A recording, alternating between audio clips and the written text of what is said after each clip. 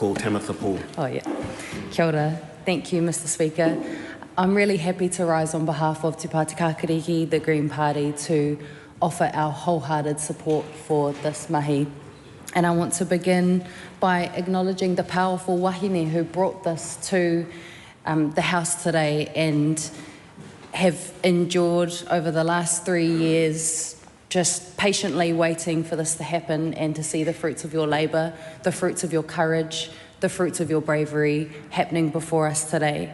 We lend our wholehearted support to your mahi and acknowledge you for all of the work. And it would not have been easy to put yourself out there, to have your own personal stories out there in the media. That would have taken a huge amount of bravery, so thank you so much. And as we've seen that every progressive step that we've seen in the prevention of family violence in this country has always been as a result of the courage and bravery of survivors like yourself, so thank you for your mahi. I also want to thank the Honourable Dr. Deborah Russell for all of her mahi on this bill and bringing this forward, and Angie Warren-Clark and Chris Bishop as well for the collaborative mahi that we've seen here and for fronting up to the Justice Select Committee and answering some of our more detailed questions about what more we can do to improve the bill, or not even necessarily the bill, but what we need to look to for the future to provide other means by which people can provide that evidence that family violence has occurred.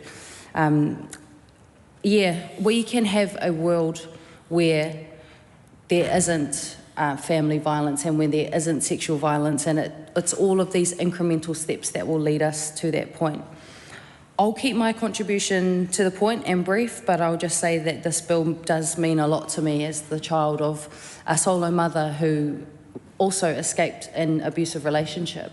I know how difficult it can be for particularly those women to free themselves of the shackles and the binds that attaches them to their abusers and to be able to move forward with their life without fear, without living in constant fear that they might be contacted or that there will be more opportunities for their abusers to be in contact with them and just more binds to those abusers.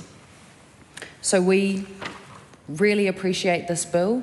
What we would like to see next is whether we can incorporate different forms of evidence to prove that family violence has taken place. Obviously, this one focuses on protection orders, which is great.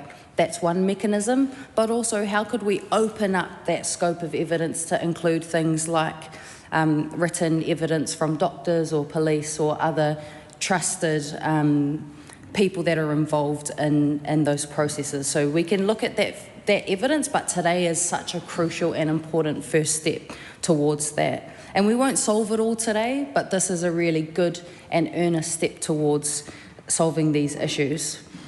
When I looked at the Women's Refuge website, I saw that a figure that said that sometimes it can take women up to 7 attempts on average to leave an abusive relationship. And that just shows how deep some of those binds go.